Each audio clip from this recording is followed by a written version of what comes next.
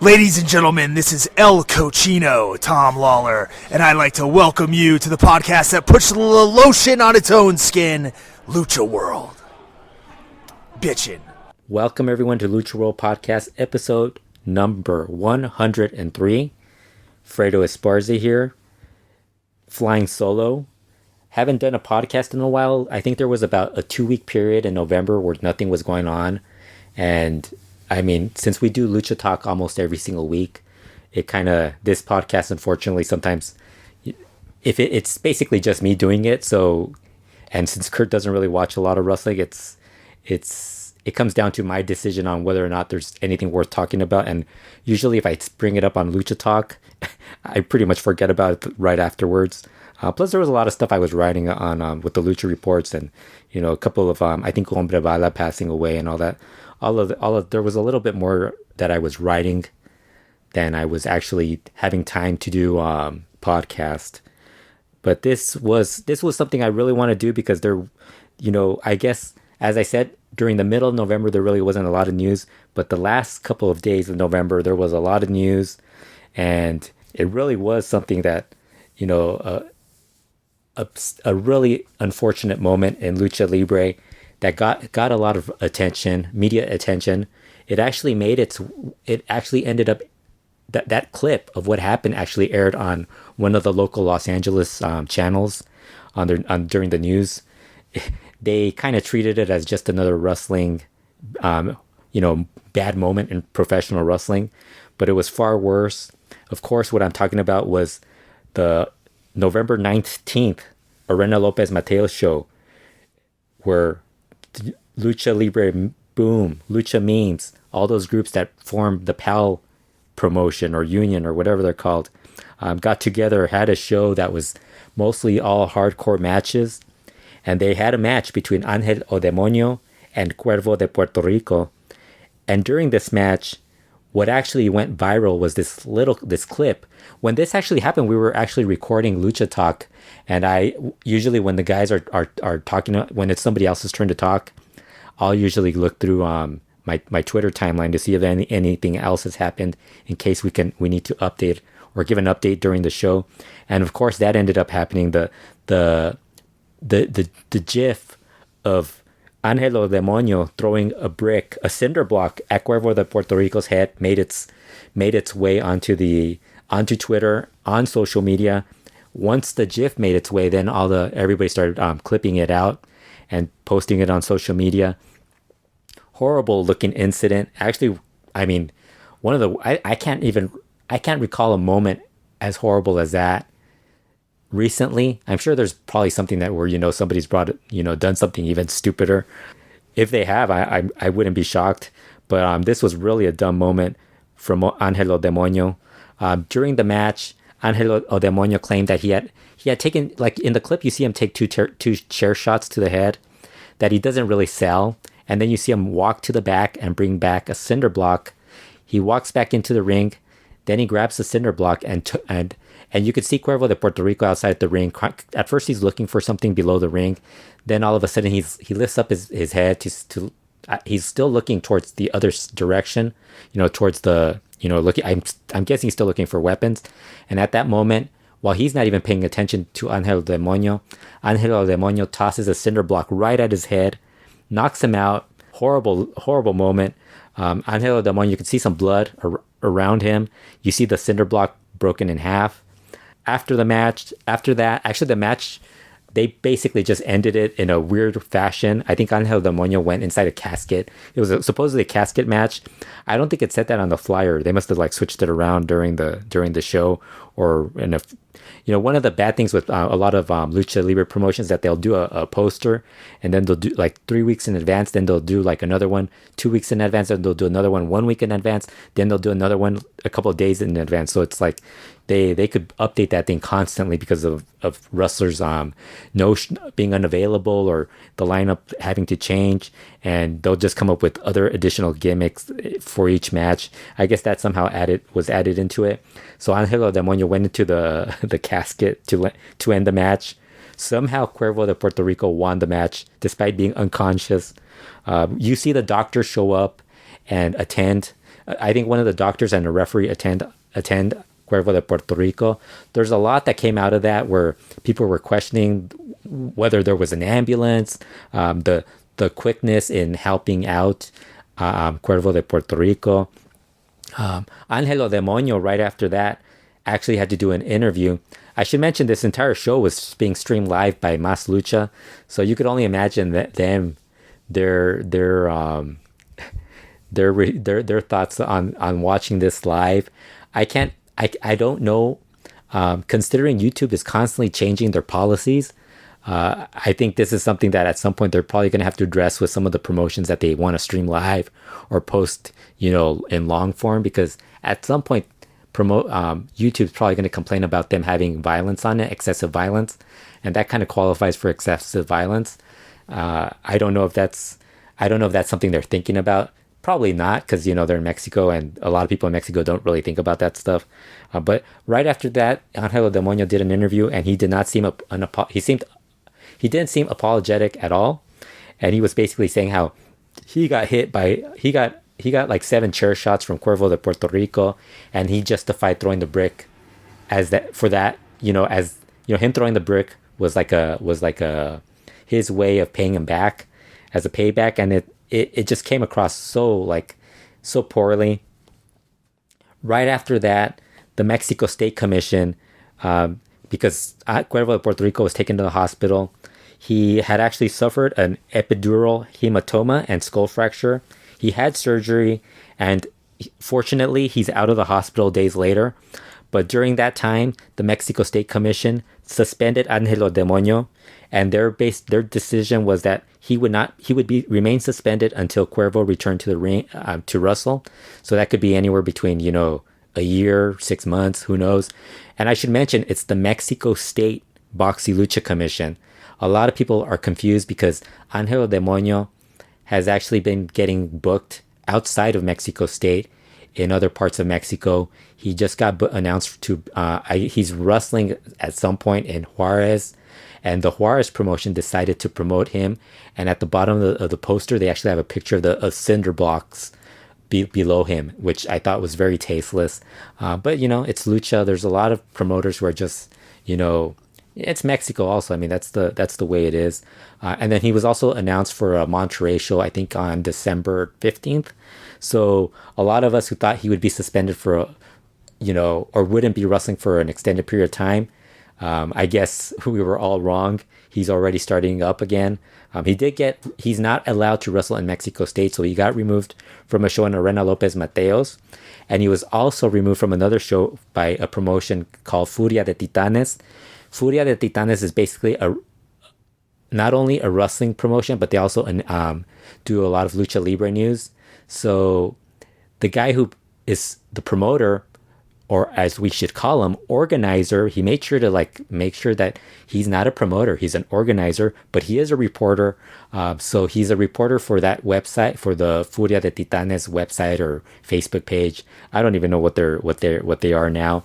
But he's the event organizer for the Furia de Titanes lucha shows, and so he was very aggressively defending Angelo Demonio on a Facebook Live video.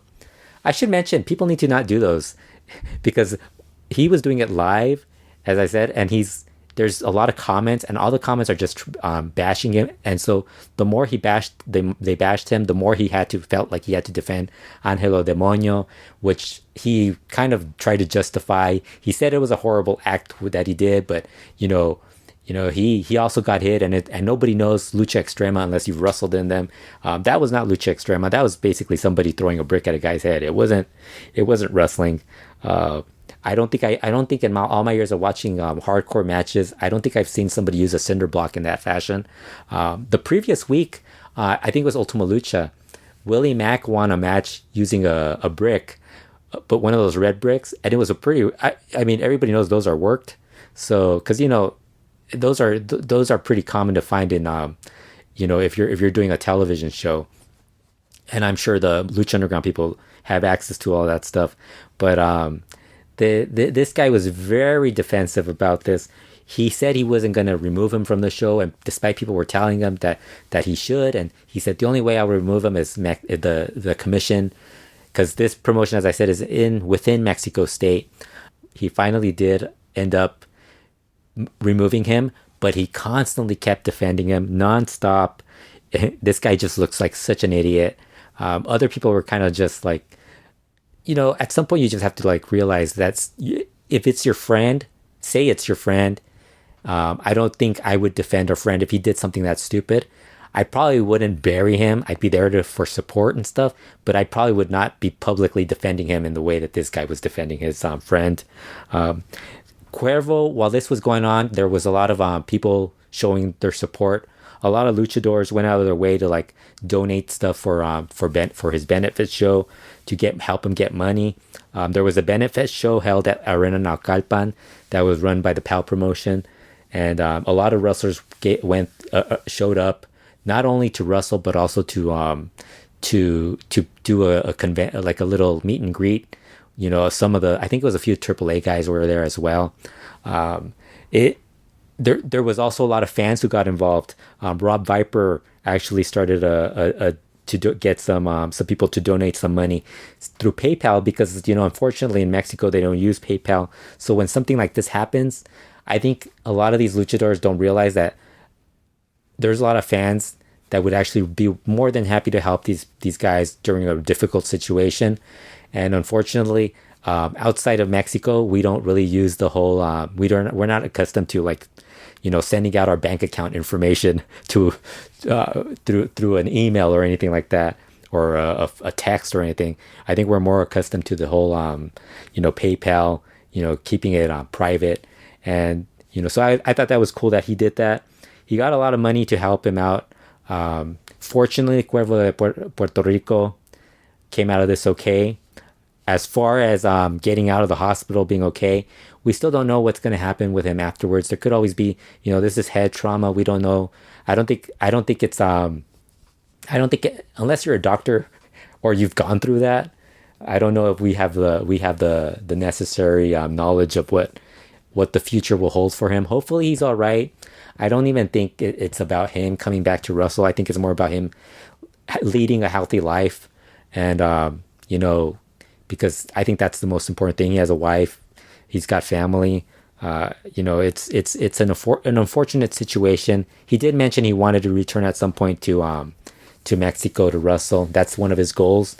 Like I said, hopefully he'll be okay because that was a horrible situation. I just don't get all these promoters that are actually booking Angelo Demonio so quickly and thinking that they're going to draw something. Angelo Demonio is not a draw. He never was a draw. I mean, the guy was part of a faction of Los Porros, death matches.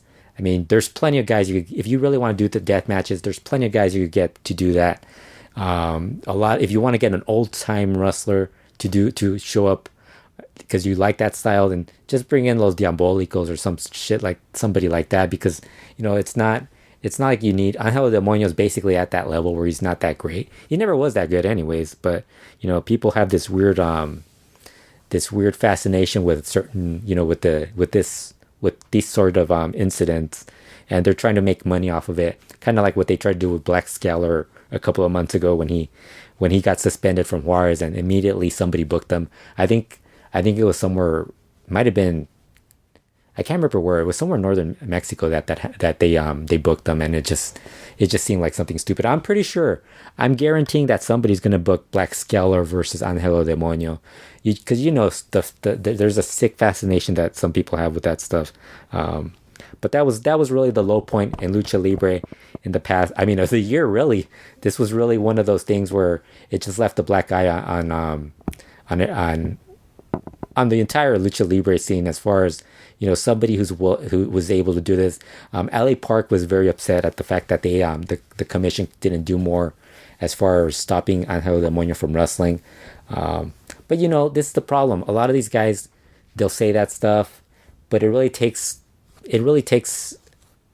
the actual wrestlers, luchadors, taking a stand and saying they won't work a show if that guy's on the show for people to stop booking him.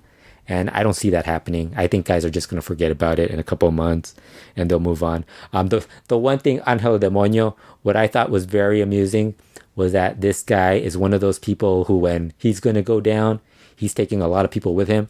And during that Facebook Live video, he not only was getting buried by the fans, but he decided to bring along with him Headhunter, Juventud Guerrera, Oficial AK-47, a bunch of other people that he was probably going to bury, but he stopped at those three guys. So, you know, if I was a wrestler, I probably wouldn't want to be around him just because of that also. Although I heard a lot of stories about, and you know, a lot of those guys are probably just as scummy as he is, but you know, he was the one that actually did you just can't do that sort of thing. It was just a horrible moment. In other news, this is some brighter, happier news. I haven't been watching a lot of the AAA regular TV tapings because half the shows are good, and you know those AAA shows are basically if they'll have 6 matches, half the matches will be good and the other half will be bad. I think CML is kind of starting to trend into that area also, especially if you watch the Legends show from this past Friday. You'll probably agree with me that half the matches were good and the other half were perhaps things you probably could have just done without watching them. And that's how I feel with AAA. There's a lot of stuff I don't care about watching. I have no interest in watching Jeff Jarrett or Blue Demon Jr. or Dr. Wagner Jr. A lot of these guys who are the Joe Leader Pagano feud with the DTU guys. I have no interest in any of that stuff. But there's a lot of other good stuff that they do that I actually do enjoy. But something that I do enjoy from AAA that they've been doing recently is the Lucha Capital shows that they run outside of the Pinche Gringo barbecue joint. They actually air these live on Facebook. But here's the thing. If you watch it live, these shows are geared more towards people who are going to like sit for 2 hours and comment on Facebook, who, you know, they've actually added wrestlers to join in on commenting on the shows. The highlight is Australian Suicide. He's by far the best at commenting. He may have found his calling as far as what he's able to do. Unfortunately, he only does it on these shows. He probably should be doing more stuff like that on Twitter, and because he's an entertaining. He's amusing. He's entertaining on that. But these shows have been pretty good for the most part. If you don't watch them live, they're basically about 40 minutes of wrestling. The live show actually runs about an hour and a half to 2 hours, maybe sometimes a little longer than 2 hours. And there's a lot of time wasted on them talking, and you know they'll have a wrestler arm wrestle a fan. They'll have people taking selfies. They'll have La Griega interviewing people. They'll have like the final segment where everybody's standing around talking and taking pictures with the wrestlers. So you know that's basically the stuff that you don't really. It's pretty, to me, it's just filler. But the matches themselves are actually, for the most part, they've been pretty good. The only match I thought that was really horrible was from November 14th, Mascarita Sagrada versus Keira. Easily the worst match of this whole series. I don't know what was going on with that. Obviously, the thing was that they had a Keira who's pretty much, her style of wrestling isn't going to mesh well with Mascarita Sagrada, who's, you know, in his 50s. He's not going to do the stuff that Keira wants to do, so that match just looked awful. A couple of good matches on this that if you just want to watch the good matches. October 31st, the October 31st show had Psycho Clown versus Murder Clown. Yes, that was a good match. You will not believe me, but trust me, if you watch it, Murder Clown was surprisingly good in this match. You know, Psycho Clown really brought it for that match. He was really good. Murder Clown looked very far better than he ever has. He did a couple of I think he did a dive and a 619, but he looked really good. Really good match. The other match on that show that was really good on the October 31st show was Pentagon Jr. versus Puma King. That's something else people should watch. The November 7th show had Laredo Kid versus Drago, which was really good. A couple of other matches that were pretty good on that show also. I think Aerostar and Maximo had a good match. Lady Shani and Lady Maravilla had a good match as well. The November 14th show, with the show where I said it was the horrible Keira versus Mascarita Sagrada match, that had a really good main event with Phoenix versus Golden Magic. And then it also had Australian Suicide versus Taya, which was actually, I think that was more of a fun match than a match compared to the Phoenix Golden Magic match, which was great. It's funny because Phoenix had a really strong run of really good matches during that time period. I think he was wrestling a lot of shows from about, I think, mid-November all the way through before he got hurt at the Leyenda Plata final. He was really on a roll. The November 23rd show. So I think that was really the last show he wrestled on. So he actually had a really strong run during that time period, wrestling all over the world. Not all over the world, all in the United States and Mexico. A lot of good matches. The November 21st show, that's actually I think that was the last show I watched. I think there was a show the previous week that I haven't watched, but that had some good matches with Drago beating Puma King, Kira versus Vanilla, and that also had Conan replacing Vampiro on commentary for that week. Conan was so much better on commentary than Vampiro. He actually cared about calling the matches, didn't really go out of his way to put himself over or anything. The other highlight was him as they're ending the show, as he's talking to Jose Manuel Guillen, who's the regular announcer, not only on Lucha Capital, but on AAA's Twitch feeds, on a bunch of AAA stuff. He's pretty much known as Jose Manuel. Conan calls him Juan Manuel. That cracked me up. Don't worry, Jose Manuel, that happens to all of us. Conan called me Frito, so it happens to everyone. And but the commentary was so much better with Conan on it than Vampiro. Unfortunately, they brought Vampiro up back the following week. That show also, the November 21st show, was huge because a lot of CMLL super fans showed up at the AAA show at the Pinchy Gringo barbecue. I don't know, maybe they were there for the barbecue, who knows? But the super fan, the one that looks like Chilindrina, Berenice, she was there. And the little midget that attends Informa went to that show. I could not believe the betrayal of these two people. And there was actually a couple of other people that I always see on Informa that were at that show, but I won't reveal them. It wasn't anyone famous. It was just the fans. Really, but like I said, this has been really one of the better concepts that they've had. I would say it's not a great concept because any tournament that in Lucha Libre, for whatever reason, it falls apart after the fourth week or so. After the third week, really. This was the one, the November 21st show, the lineup looked really bad at one point, and they actually changed it up a bit because the way it was booked, there was a lot of matchups that looked like they were going to be bad. I think it had Puma King versus Pagano and a couple of other different matchups. I think it had Vanilla versus Hijo de Vikingo, I think, was on that show, but they actually switched it around and had her wrestle Kira. They made it look a little more a little bit better for the fans, and it actually paid off. The tournament's been all over the place just because a couple of guys were unable to make a show, and then Phoenix is now injured, so he's not going to be able to continue on, and Puma King was eliminated early because he had to work. He's in Japan now working for DDT, so they've had to make a lot of changes. But overall, I think the matches themselves have been really solid. The tournament itself, it's what do you expect? It's pretty much like Elite or any other tournament that happens.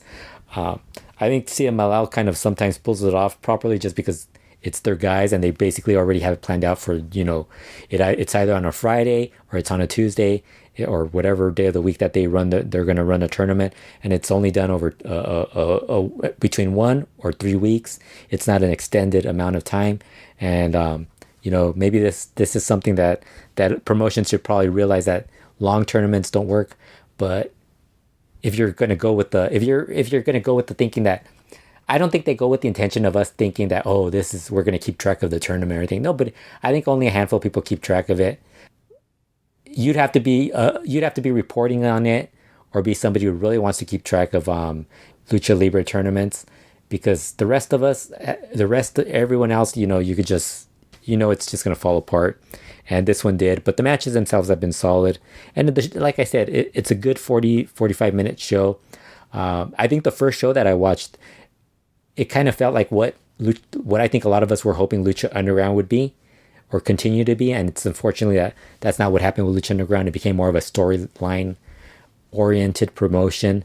and that's basically what the direction they went in. And a lot of the with the issues that some of the luchadors had with the visas, traveling to the United States, they had to like pick up a lot of guys that weren't really fits for lucha libre, like Jake Strong, guys like that. Other AAA news: LA Park was, during this whole Angel o Demonio Cuervo incident, LA Park was doing interviews, and Juventud Guerrera interviewed him and decided to ask him about what happened with AAA. And LA Park made a comment that he worked a show in Toluca. I think it was in late September. And he was very upset at how poorly the talent was treated, because they didn't even have a proper dressing room. So I guess he must have complained about it, and they decided to split, end that relationship. And now LA Park is no longer in AAA. I'm sure he'll come back. He also took a shot at Conan, saying that Conan's one of those guys who he never accepts responsibility in any type of situation. He usually passes the blame to someone else, and he kind of said that every single time he sees Conan tells him he's going to change, it's going to be different, and it's always the same thing. So he's decided he's going to move on from that for the time being.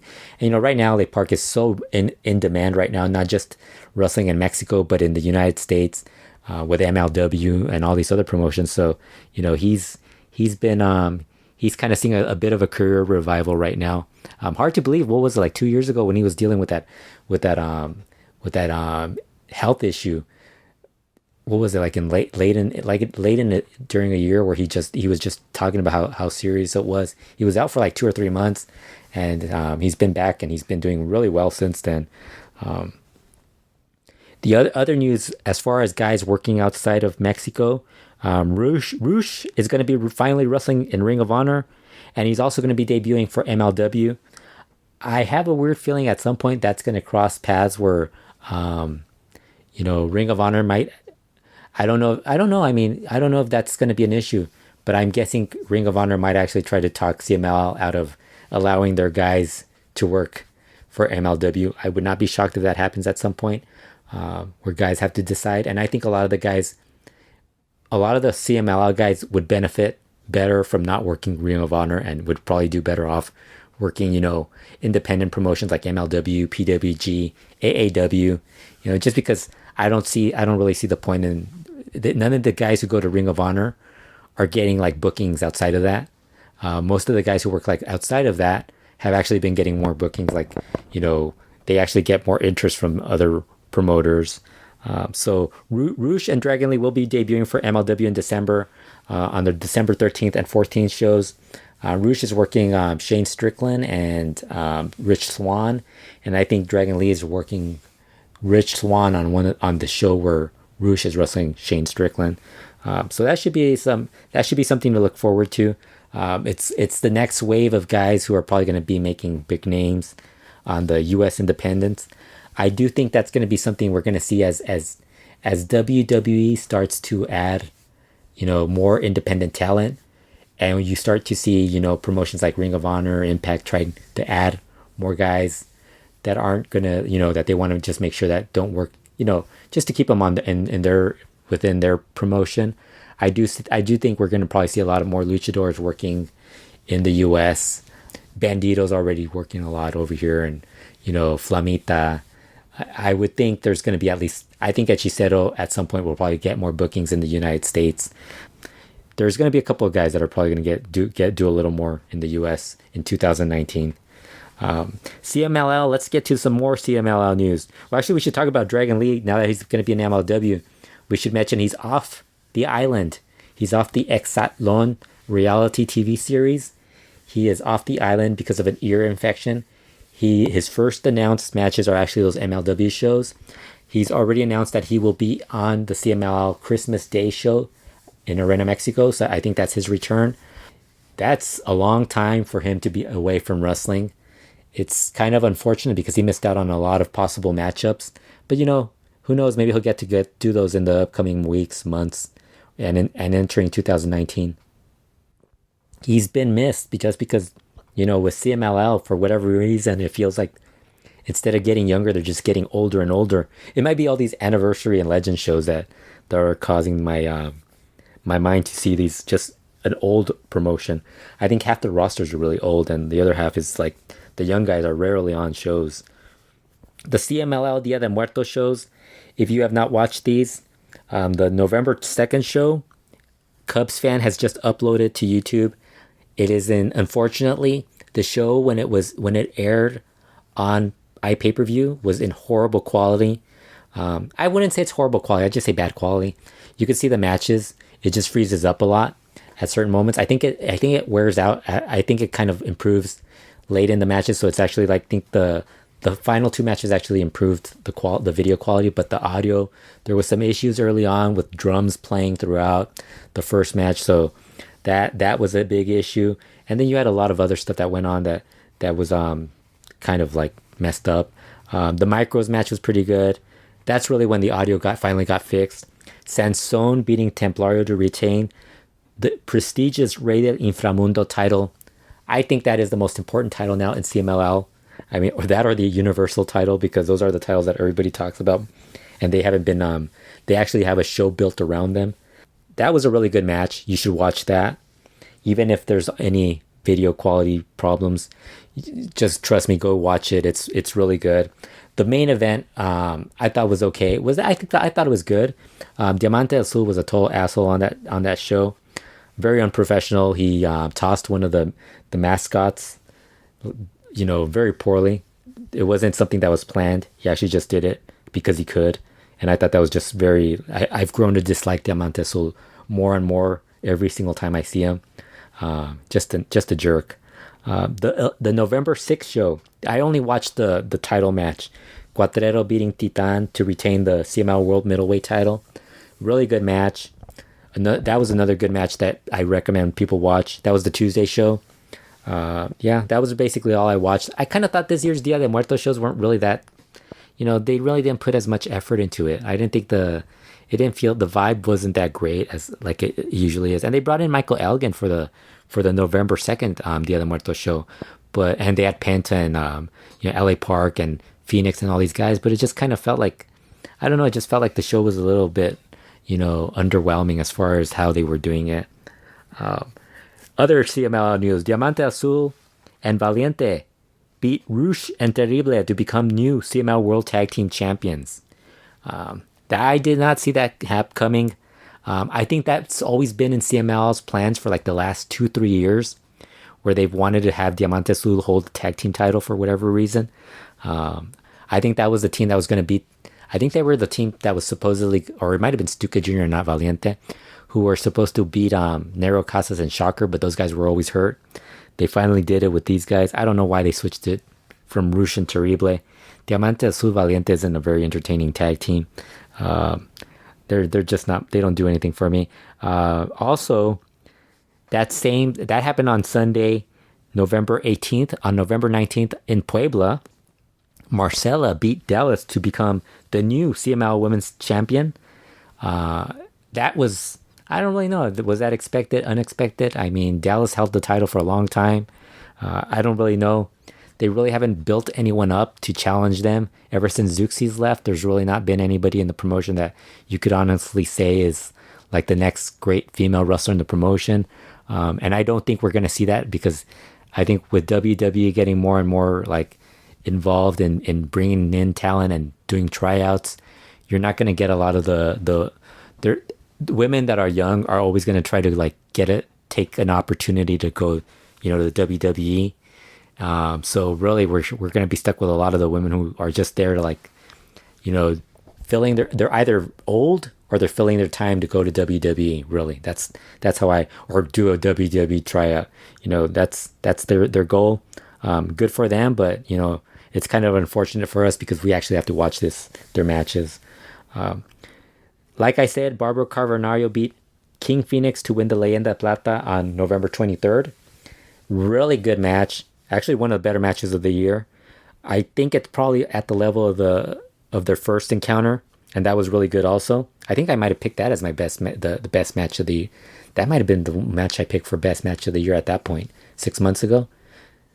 at the 6 month point. I think it might have been, because I remember we did a top our favorite matches of the year. That might have been the one I picked. But this match was just, I think it might have been a notch below that one, just because towards the end, they kind of, Phoenix getting hurt, they weren't able to do as much. But they did a lot. They did a lot more than most people would do. Carver, Nario, King Phoenix put their bodies through a lot. Planchas to the floor, dives to nowhere from King Phoenix, dives, twisting, tornillos, everything they could come up with, they did it. King Phoenix at some point suffered a pulled groin, and now he's missing the remainder of the year. He's missing all of December, which, is unfortunate, but at least he'll come back at some point, and hopefully, he's a guy who's just always, his effort's always there, and I really look forward to him wrestling Carver Nario again, and I think that's going to be the plan. I think that's going to be a match I would say that's probably going to happen on the first Friday show of 2019, when they do the best of show. That's going to be interesting. What will they pick? I would think they're going to pick something that nobody cares about, because there's always that one match that everybody's just like, that was, nobody cared about that. Besides, CML thinks it was something good.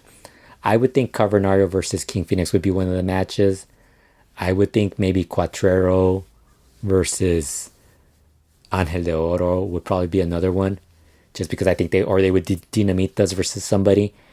I think they'll do something with the girls Laguneros, maybe Templario versus someone also. So I think that's going to be an interesting thing to look forward to. I think, Carver Nario got a lot of heat because of that one spot that King Phoenix did. Like I mentioned, the dive to nowhere. A lot of fans were upset at him. For whatever reason, they were more upset about that. A guy throws a cinder block. These people don't get upset. A planned spot in a match, and they get upset. I mean, who figures? And but he was very this was the difference. This guy was very respectful. He was kayfabing everyone on the spot. He didn't say anything about, it was planned or anything. He kayfabed everyone, and he gave a respectful response. It wasn't anything where he was going to bury anyone. He talked about how King Phoenix actually gave him credit for being a great wrestler, and also said he was a great person. And then Carver Nario said the same thing about King Phoenix. It's wrestling. Some people are going to get hurt, and that's, this is very different to what the other, incident that happened, where this was something that could happen, whereas the other thing was something that could have been prevented. This could have been prevented too, I'm sure, but I mean, these guys are doing a lot of craziness, and, I just thought it was a really good match. The other news of that show was actually Templario was officially added to the Guerreros Laguneros. That was mentioned right after their matchup with the Dinamitas, where they lost to the Dinamitas. It was Mascareño 2000's anniversary match. Templario is a great fit in this group, as shown in this match. That was a really good match. I do think Templario, this was the best thing for him. Like I said, it was when they were trying to start up this whole idea of him being part of the Revolucionarios with Dragon Rojo and Pólvora. I thought that was a horrible idea. And then people thought maybe they could form a new trio with him and some other guys. That's not going to be, that would have been fine, but it would have also been an uphill battle, because I think CML is, the team, the trios or factions that they view as main eventers, they basically have them already at the top, and anybody else is all going to be stuck at, at the fourth match and below. So Templario gets in the girls Laguneros, who are already a main event trio faction. So he'll get to work, semi-main events, main events. He's not going to be, low end. He's actually going to get a little bit of a more of an opportunity. And he's somebody who's really talented, and hopefully gets more. Hopefully gets to work in the U.S. at some point, because I think he's really good. We also had the CML bodybuilding competition on November 26th, and once again, Microman was robbed. He did not win in the Micro Stars division category of bodybuilding, and he did not win Mr. CMLL. That went back again to Astral. Very disappointed in all that.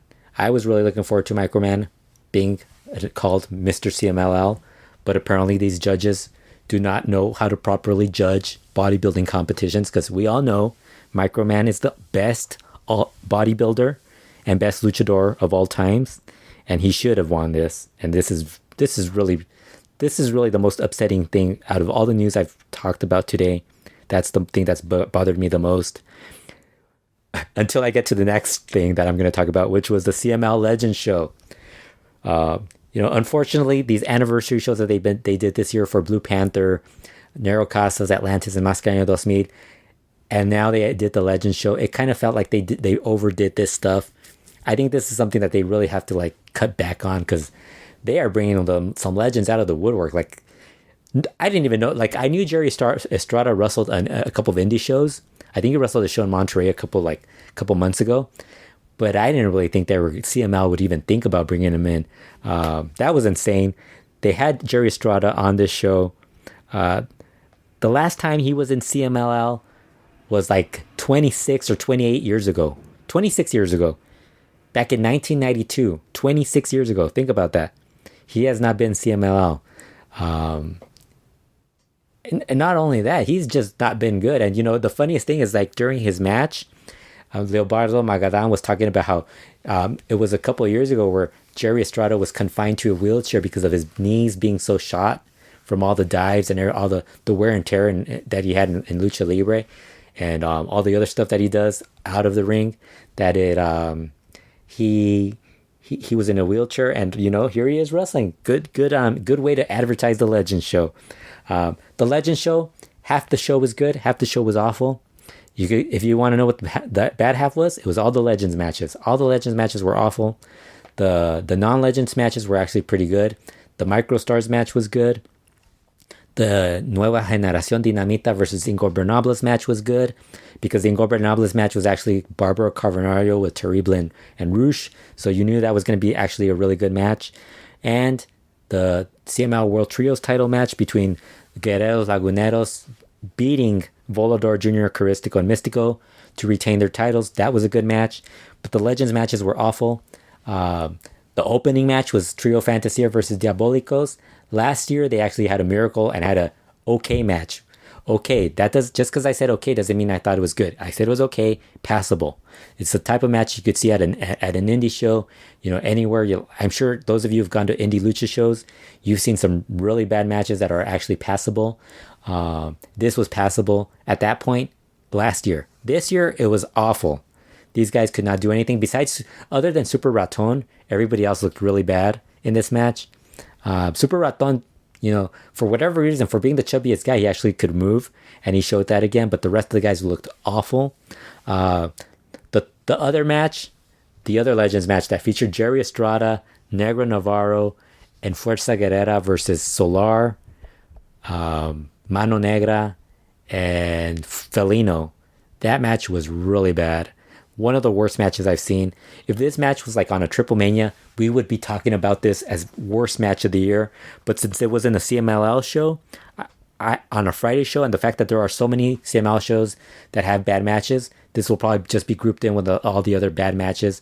All those opening matches and all those Tuesday matches that people just dread watching. This will probably just be grouped with those, and people will just pretend that this never happened. Unfortunately, we're probably just going to get something similar next year. Jerry Estrada could barely climb down the stairs.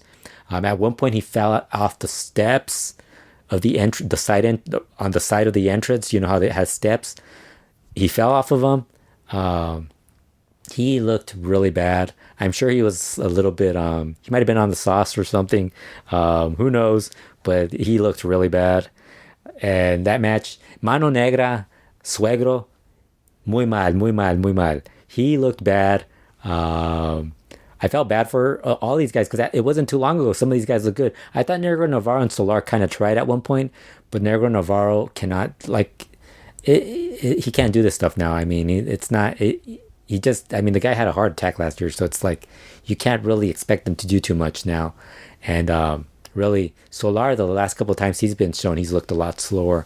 All these guys have slowed down a lot. It's very unfortunate. I think it's kind of time that some of these guys maybe start cutting white. It's the problem that CML has. Like, this is what they want. They would rather have all these old guys on more shows. We've seen Octagon, Fuerza Guerrera get booked more often on CML shows. We've seen Cyber, the main man, on more shows. I do group him in these guys because he's really bad. As opposed to elevating the younger guys. I would much rather watch, Super Astro Jr. get a shot at, a singles match with somebody and look good, or maybe Tiger versus somebody, build up a feud with him and some other young guy, Audaz versus Templario. But we're just gonna get a lot of Legends matches, and it's unfortunate. It's part of our CMLL culture now, that they're gonna just have these legends all the time. The other news from a CMLL luchadora.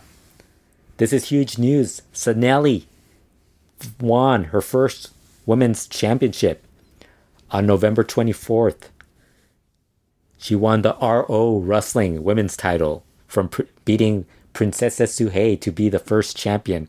This is now the most prestigious women's title because Sanelli holds it. Really? I don't, RO Wrestling. Why do you need a women's title, honestly? One of the best matches that I watched in November. Ultimo Guerrero versus Corsario Negro Jr. Hair match. This was really good. November 3rd, Arena San Juan. I think it was for the film promotion. This was really good. I highly recommend it. I think it's already, when I watched it, it was only a handheld version. I think Mas Lucha might have put up a portion of the show, and I think that's on that. I think it was film, or it might have been Mexa Wrestling. It might have been one of those groups, but it's on Mas Lucha. Just look up the November 3rd. You could look at how you could find a lot of these matches. Go to Lucha Blog's database, and you just go by month or by year, or you could use the match finder and you just put up Ultimo Guerrero singles match 2018, and you'll find that, and there'll be a link to the video. Actually, that's one of the things Cubs fan does really well. He puts up a little the timestamp on there, so you click on it and it takes you to the match. That was a really good match. The benefit show for Cuervo actually had a really good match with all the really good high flyers from the indie scene. I think it was Freelance, Dragon Bane, Ares, Toxin, I think was in it. All the guys. There's a bunch of guys that are from Aramis. Really good match. That was also something worth watching. Really fun match. A lot of good stuff. I mean, there's a lot of stuff that I still haven't watched. I did watch Lucha Underground's Ultima Lucha. I actually thought it was pretty good. I didn't watch the entire season just because a lot of the stuff is so dumb, and I'm not a big fan of some of the storylines that they were using, and some of the matches themselves just weren't very appealing. But I did watch Ultima Lucha, the final two shows, and I actually thought it was really good. I actually enjoyed for the most part the show. I wish it was I kind of noticed Lucha Underground isn't what it was, and I don't think it will be, because you're just getting so many of the guys who have a shot to go to WWE. They're just not going to sign contracts or go anywhere to risk that opportunity of being in WWE. So it's going to make it harder for a lot of these other promotions to get these guys. It's unfortunate that that's the direction everybody. Honestly, I think there should be a way. A lot of the guys need to find a way to realize when the timing is right for them to go, because sometimes a lot of these guys would be better off working independents, just because it's a good way to build your name up. And you could actually, if you're smart, you could actually brand yourself and, sell merchandise on your own. We've seen a lot of the US guys who aren't in WWE be able to do this, like Cody, Joey Ryan, the Young Bucks. They've been able to earn a nice, healthy living not being a part of WWE. And I think a lot of luchadors probably should, and some of the other independent guys should really learn to do that. I don't know. Maybe it's harder for them, but,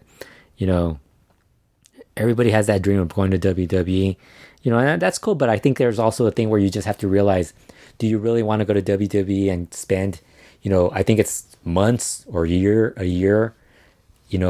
the Performance Center for some guys, and then some guys end up just working dark house shows. NXT, you do the NXT Largo, with the Largo tours and shit like that. It's like, do you really want to waste your time and do that? Do you want to be a big enough name where you could actually go immediately to the next level, that you're not going to be wasted for an extended amount of time? Mascara Dorada as Gran Metalik, he's kind of not done a lot. Sometimes he doesn't even wrestle for the most part, but what do I know? I'm not a wrestler. I'm not the one making this decision. Some guys would be better off doing, like I said, it's better off pick the right time. Maybe I think kind of Dragon Lee. Dragon Lee's kind of been one of those guys who's kind of like, I don't know. I don't think the WWE has really gone after him too hard right now, but I think he's at that age where a lot of the guys who are like in the young up and coming indie guys in Mexico, or even the guys that are in CML that are young, you could probably like wait till you're like 28, 25 to 28 to go to WWE. I mean, there's so many places right now to wrestle that you're going to get an opportunity somewhere else. I should mention some other news from November.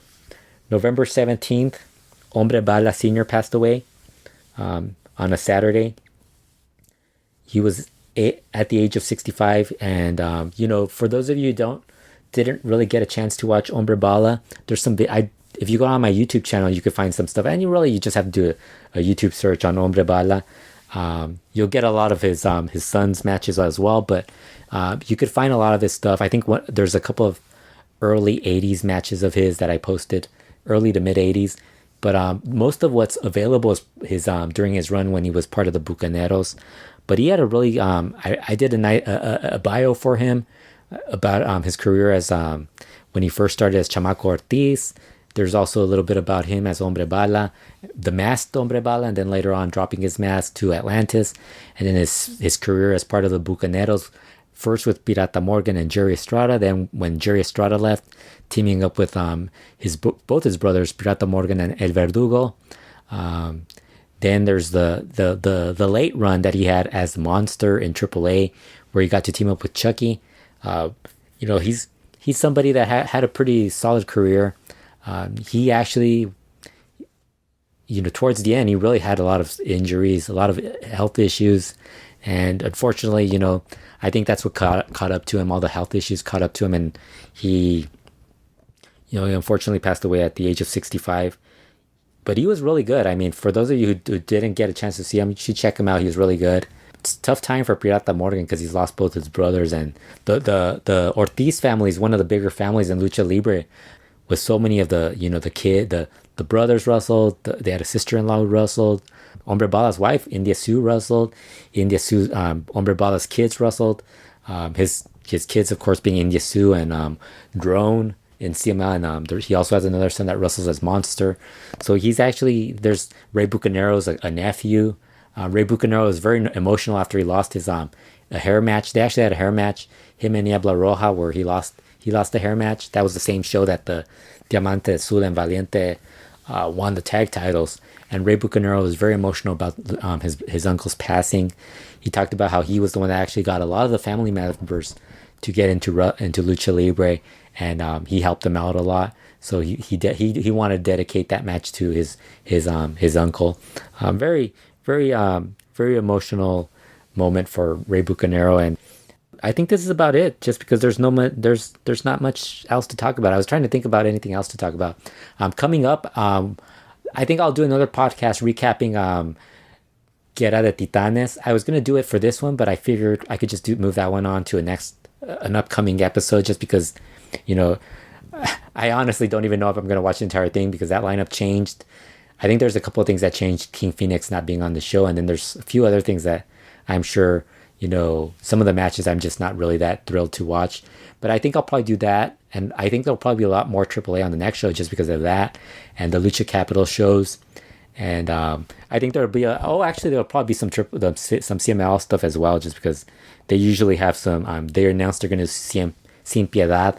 I don't know if I'm going to do I usually hide during the holidays, just because CML does those really bad, those bad shows during the holidays. I don't like doing podcasts during that time period because they're usually really bad. But I'll probably be doing one covering Guerra de Titanes and the Lucha Capital and whatever the latest news is happening. So I think that's about it for this week. For more podcasts, be sure to visit luchaworld.podbean.com for our archive of podcasts and interviews. You could listen to the interview with Hechicero. I actually had to cut out certain parts of that interview because I only cut out like the beginning where I'm telling them some story. You guys don't need to know those stories. And then right afterwards, there's a part. Actually, I don't think I cut out at the end, because at the end, I think I might have left where we were talking about him going to the airport. I might have taken that out. I think I might have left that on. You can also check out the podcast on iTunes. Yeah, Forget to mention that we're on iTunes. You're probably listening to this on iTunes anyways. Also, check out the Patreon page at patreon.com/LuchaWorld, which features the Lucha Classica podcast, Lucha Magazine recaps, and more. That only starts between $3 to $5 a month. That's I've been trying to do that a little more frequently, but unfortunately, like I said, it's one of those things when you're writing a lot on the main website, somebody passes away, I have to write a bio. If I'm doing podcasts on Lucha Talk, I think I do so many other things outside of the norm that it's hard to dedicate a little extra time to Patreon. But I'm gonna try. I think I'm gonna do the Rayo de Jalisco Senior podcast next for Lucha Classica. And I think I've already found a magazine. There's 2 magazines I'm debating on to translate to, and one of them's from Christmas, which I just found, which has a story on a luchador by the name of Lawrence of Arabia, and then there's another one that has I think it's the Campal magazine. I haven't done a Campal magazine, so I was thinking of doing that. The thing is, Boxy Lucha's magazines, the reason you might not see me doing that many of the Lucha magazine recaps, the Boxy Lucha magazine is basically, if you've not seen the Boxy Lucha magazine, half the magazine is box and the other half is Lucha. So I'm able, and then the Lucha portion, a lot of it's just, there's about 2 pages where it's just upcoming shows. So it's easier to translate, easier to write about. I could do those a little bit quicker. Unfortunately, to me in my head, it doesn't make sense to me to put everything in order, because I always assume people are going to get bored of reading about the 60s or a certain time, or the 80s or the 90s or a certain time period. So I end up going all over the place. I'll post a 60s magazine recap, but then I'll do an 80s recap, and then I'll do maybe a 70s recap or a 90s recap. That's kind of what I've been trying to do. But the thing is, some of the magazines, if it's not Boxy Lucha, it'll be like Halcon or Lucha Libre or Campal. And those magazines actually have, the entire magazine is all Lucha Libre coverage. The bad thing is that there's a lot of the stuff that's just wasted, because it's a lot of stuff that's it's not really gossip. It's more the writers trying to be smart. So they're trying to tell stories that make no sense to us. It's not really newsworthy or anything that's gonna make any difference. So I've been trying to make sure not to add that stuff into the recaps. I'm trying to stick to just the Lucha stuff. I'm trying to just stick to the news. The last one I did actually had this really cool feature on Solitario that I really enjoyed translating. That's the stuff I really enjoy. At some point, my goal is that I've done enough of the magazine write-ups that I could do a podcast more on a regular basis, where it's a monthly, look at each, every year, and then just look at a certain month every year and talk about that. That's kind of my goal. I want to do that at some point. I don't know if it's going to happen, because as I said, there's a lot of Lucha Libre magazines. There's about 5 to 6 bins that I have of Lucha magazines. So, I don't know if I'm ever going to get to that point where I actually feel comfortable doing a podcast in that format where it's monthly. I could do it easily with stuff from 1998 forward. I would have no problem doing that. But if I'm going to go back in time, it's going to be something that I need to have all the information. And I think it's possible. That's the thing, that I think that's what I enjoy. It's the fact that it's possible, but it's going to take a lot of time to get to that point. But that's something to look forward to on the Patreon page. If you sign up at some point, you just, even if you don't sign up, just check, or you're not, or you sign up and you you decide not to continue on, keep checking back, because at some point you're probably going to see that there's going to be more content. There's probably going to be a lot more stuff that you're going to be interested in. Like I said, it's something that it's not something that I was going to start immediately with 100 different things available on it. It was going to start, you're going to have to see the growth over time. Some people enjoy that aspect of a website or podcast or anything like that, or Patreon page. Others would rather just get into it when it's already, they already have all the content available, or have a certain amount of content. And I understand, that's fine. But that said, I think that's about it for this week. Thanks again, everyone, for listening, and we will talk to you again real soon.